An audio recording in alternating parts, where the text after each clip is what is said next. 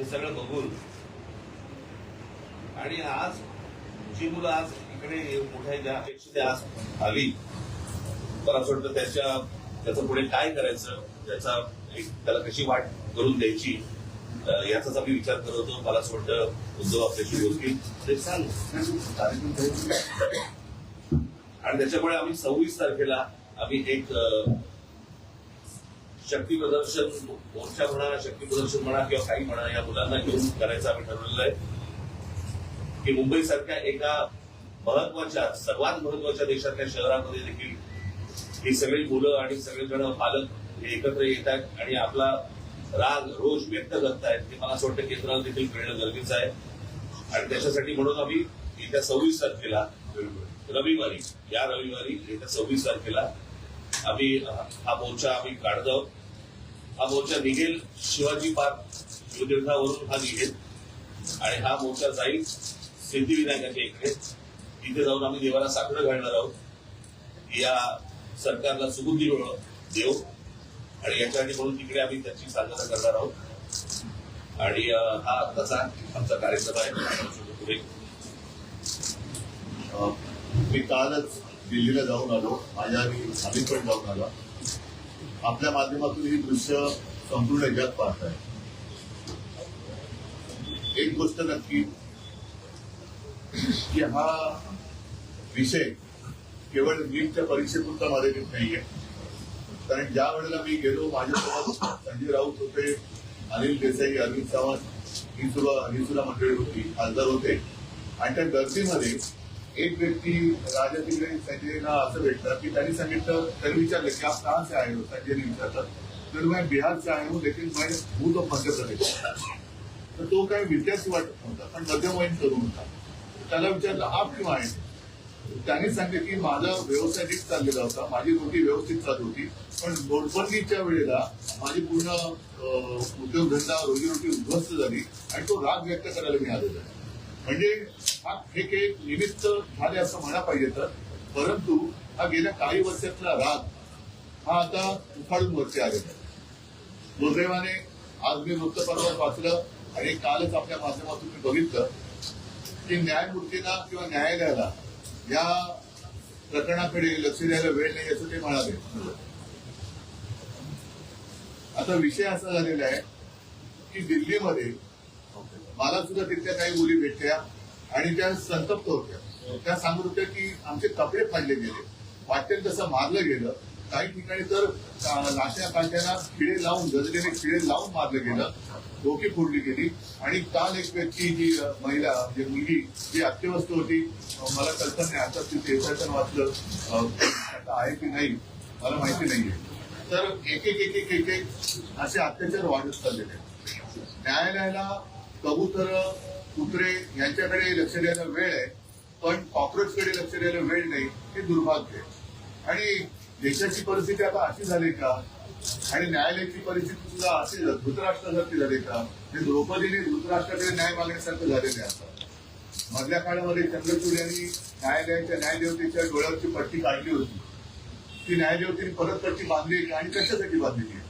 हे एकूणच जे चाललेले आहे हे सरकार आता कोणाला आपलं वाटते असं दिसत नाहीये. कारण मी ज्यावेळेस तिथे पोहोचलो तेव्हा जसा आता राज म्हणाला की आता विषय केवळ धर्मेंद्र प्रधान यांच्या राजीनाम्यापुरता नाही, तर या मुलांना, या विद्यार्थ्यांना आता हे सरकार नकोच झालेलं आहे. हेच विद्यार्थी होते, हीच मुलं होती ज्यांनी अच्छे दिन याची अपेक्षा करत ह्या सरकारने निवडून आणलं होतं. पण हे सरकार निर्भीडपणाने वागते. पंतप्रधानांनी आज एक ट्विट केले, तर त्यांनी जाऊन बोलायची हरकत नव्हती. म्हणजे याच्यामध्ये कमीपणा बाळगण्याचं काही कारण नाहीये. आपली मुलं आहे, आपली जनता आहे, यांच्याबरोबर चर्चा करायला कमीपणा वाटण्याची गरज नाहीये. पहिल्या दिवशी जर का सरकारने यांच्याबरोबर चर्चेचे दरवाजे उघडले असते किंवा पहिल्या दिवशी जर का यांना बोलवलं असतं तर ही इथपर्यंत वेळ वाढली नसती, एवढी हे आंदोलन काढलं गेलं नसतं. लोकांना आज व्यक्त व्हायचे, इतके वर्ष साठलेला राग, असंतोष हा उफाळून वर आलेला आहे आणि त्याला एक वाट करून देण्याचा आम्ही प्रयत्न करतोय. ही वाट करून देत असताना सर्वांना सांगतोय की कोणीही, कारण बरेच जण या असंतोषांच्या ठिणगीला वेगळं वळण लावण्याचा प्रयत्न करतायत. मग पोलिसांवरती हल्ले करण्याचा प्रयत्न करतायत, काही गुंड म्हणजे सिव्हिल ड्रेस मधले लोक यांच्यात पोलिसांच्या लाठ्या यांच्या हातात कशा आलेल्या आहेत. म्हणजे त्यांच्या तिकडे नावाची पट्टी पण नाहीये, काही कपडे त्यांच्या पोलिसांची नाहीये. पण हे गुंड, आता माझं मग असं म्हणणं आहे की हे आंदोलन मोडायला पाकिस्तानमधून गुंड भाजपने आणलेत का? तर यांची काय ओळख पाळख काही नाहीये. त्यांना ओळख विचारलं तर सरळ ते काय त्यांच्या निर्विकार चेहऱ्याने ते आपले बघतात लोकांकडे. काही त्यांना पडलेलं नाहीये, ना मुलांच्या व्यथेची त्यांना जाणीव आहे, ना त्यांच्या वेदनेची त्यांना जाणीव आहे. बेसुमार लाठीमार करतायत आणि अशी ही सगळी गुंडागर्दी ही सरकार चालवत असताना कोणी गप्प बसू नये. आपण व्यक्त व्हायला पाहिजे आणि त्या व्यक्त होण्यासाठी ती वाट करून देण्यासाठी येत्या रविवारी आम्ही मी मोर्चा म्हणण्यापेक्षा देशाची ताकद काय असते ही ताकद दाखवून देण्यासाठी या मोर्चाचं आयोजन केलेलं आहे. जसं राजने सांगितलं की शिवाजी पार्क ते सिद्धिविनायक, सिद्धिविनायकला राज आपण जाऊन दोन गोष्टी करू. एक तर या सरकारला सबूत देणे, नाहीतर सिद्धिविनायकाला साखरवरती या देशावरती आलेल्या हे अरिष्ट सरकारच्या रूपाने ते लवकरात लवकर घेऊन जातात.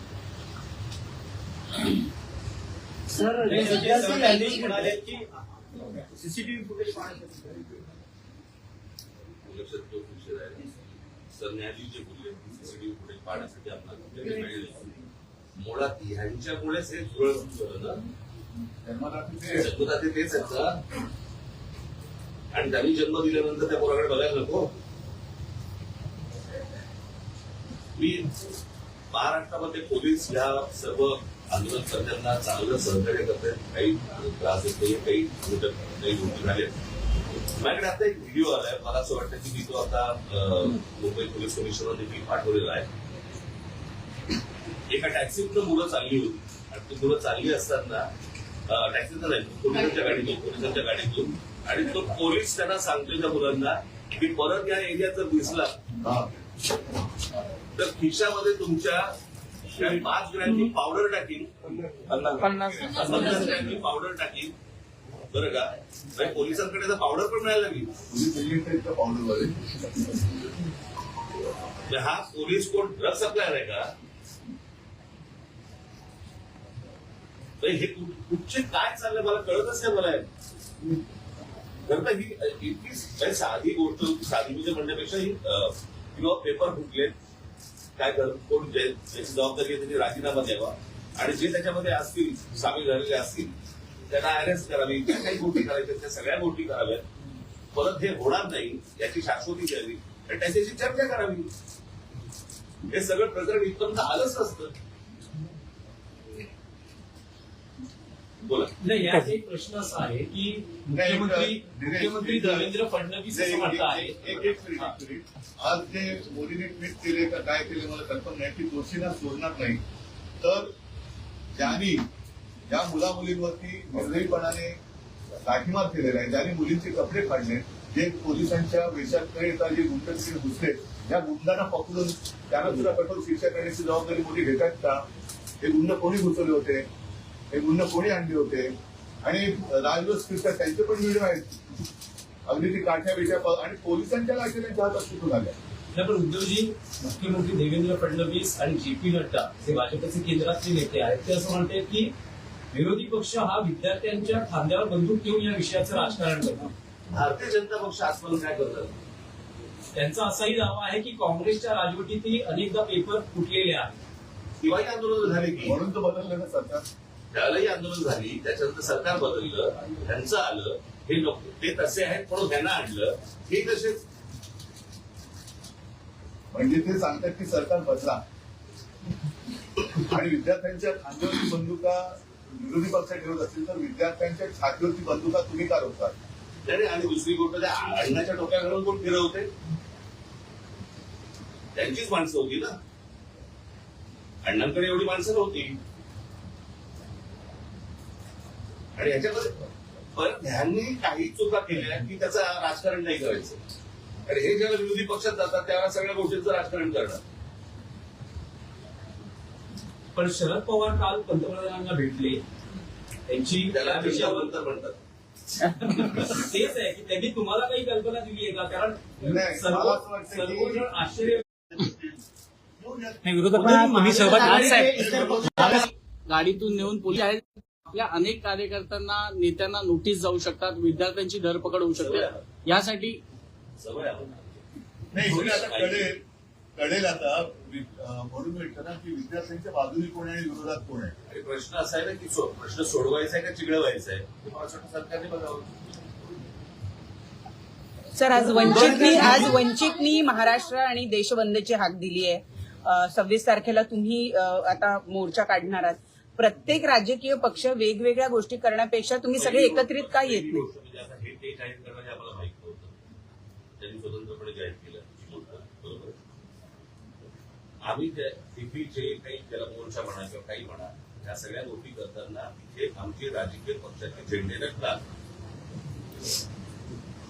कळलं का? तिथे जर कुठचे झेंडे असतील तर ते फक्त तिरंगी असतील, देशाचा झेंडा असेल. बाकी कुठचेही राजकीय पक्षाचे झेंडे या सगळ्या अध्यायामध्ये मोठी नसतात. मवियाचे घटक पक्ष आता जो सांगतात त्याप्रमाणे काँग्रेस देखील बोलणं चालू आहे. ते देखील सहभागी. काल माझं बोलणं झालं, राहुलजींचं पण झालं, पण सकाळचा फोन आला होता आणि त्यांनी पण सांगितलं की आपण एकत्रितपणे या गोष्टी करू. आता हे आम्ही परवाच्या मोर्चाची भूमिका तर केलेली आहे. आता त्यांना सुद्धा आम्ही सांगतो सगळ्यांनी अगदी पवार साहेबांना असेल आणि भारतीय जनता पक्षातल्या सुद्धा जे विद्यार्थ्यांचे खरे पालक आहेत, ज्यांना विद्यार्थ्यांबद्दल तरुणांबद्दल चिंता आहे आणि असे अनेक भाजपचे लोक आहेत की त्यांना आता असं वाटतं की आपण भाजपचं समर्थन जाऊन पुन्हा केलं. ते सगळेजण या मोर्चात सहभागी होऊ शकतात. उद्धवजी तुम्ही दिल्लीला होते त्यावेळी आणि मला असं वाटतं विद्यार्थ्यांबरोबर आवाहन करीन की पालकांनी देखील याच्यामध्ये सामील करा. तुम्ही दिल्लीला होते त्यावेळी देखील तुम्ही राहुल गांधी यांची भेट घेण्या संदर्भात. फोनवर अच्छा, तुम्ही दिल्लीला भेटीसाठी वेळ मागितली होती अशी चर्चा. एक तर काय झालं, मी तिकडे रात्री पोहोचलो त्यावेळेस त्यांचं आंदोलन नुकतंच संपलं होतं आणि त्यांना मला वाटतं छत्रसाल स्टेडियम तिकडे नेलं होतं. मला जंतर मंतरवरती जायचं होतं कारण अभिजित आणि सगळे वाटलं होतं. मी तिकडे गेल्यानंतर माझी काही भेट झाली नाही, पण काल सकाळी माझं फोनवरती बोलतो. सर भविष्यामध्ये आपण जंतर मंतरवर विद्यार्थ्यांशी थेट संवाद जाण्यासाठी जाणार आहात? अरे मी आत्ताच गेलो असतो, मी तब्येत बरी नव्हती. तर दुसरा मुद्दा काय माहितीये ना, जंतर मंतरवरती एक केंद्रबिंदू झालेला आहे, पण ही आता पूर्ण देशाची भावना आहे. म्हणून मी ते म्हटलं की एक राष्ट्र एक भावना. जो जो जिथे जिथे आहे तिथे त्यांनी या गोष्टीचा विरोध व्यक्त केला पाहिजे. सगळेच जण काही जंतर मंतरवरती पोहोचू शकतात, जाऊ शकतात आणि जाण्याची गरज असं मला वाटत नाही. आज ग्रामीण भागात सुद्धा आंदोलन होत आहे. राज्यातल्या आणि देशातल्या अनेक शहरांमध्ये ही आंदोलनं होत आहेत. विद्यार्थी झुंजीच्या झुंजीने बाहेर पडत आहेत आणि कालच एक मी व्हिडिओ बघितलं की एक तरुणी त्या पोलिसांच्या गाडीसोबत इतकी उभी राहिली ही तरुणांची ताकद आहे. या ताकदीला धुरळ समजलं जातं, त्या धुरळ्यांच्या ताकदीला आता हे घाबरलेलं आहे. जे लोक कॉलेजेसमध्ये आता पोलीस जात आहेत आणि विद्यार्थ्यांचं चेकिंग करतायत त्यांचं फेस. कॉलेजेसमध्ये मुंबईमध्ये कॉलेजमध्ये पोलीस जातायत, चौकशा केल्या जातात. काय कसले चेकिंग? फेस रीडिंग करतायत त्यांचं आणि जे आंदोलनात सहभागी होते त्यांना उचलतात. काही तासासाठी त्याच्यानंतर सोडताय काल पण आम्ही काय करता मी आणि अमितच गेलो होतो. आता देश चुकीच्या पलीकडे गेलेला आहे आणि काल सुद्धा मी किती जण भेटलो ना, एक तो तुमच्याच माध्यमातून बघितलं, तो मुलगा उभा आहे ना, मारो मारो मारो, तो नागपूरचा मुलगा आहे. तो भेटला मला, तो बोलला काय करतील मारून मारून काय घेतील आणि असं जगून तरी काय फायदा. म्हणजे हे लोक आता त्या भीतीच्या पलीकडे गेले. त्याच्यामुळे चेकिंग तुम्ही त्यांची मनाने आवडतली शरीर किंवा कपडे चेक करून काय करा, त्यांच्या मनात काय झालं ते ओळखा. जंतर मंतर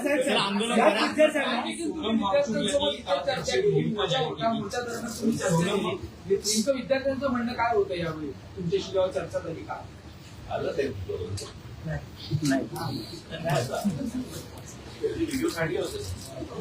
ऑडिओ व्यवस्थित नाहीये त्यामुळे तुम्ही आमचं म्हणणं आहे की विद्यार्थ्यांवर ज्या केसेस आहेत त्या मागे घेतल्या तर आपण आंदोलन किंवा उपोषण संपवू.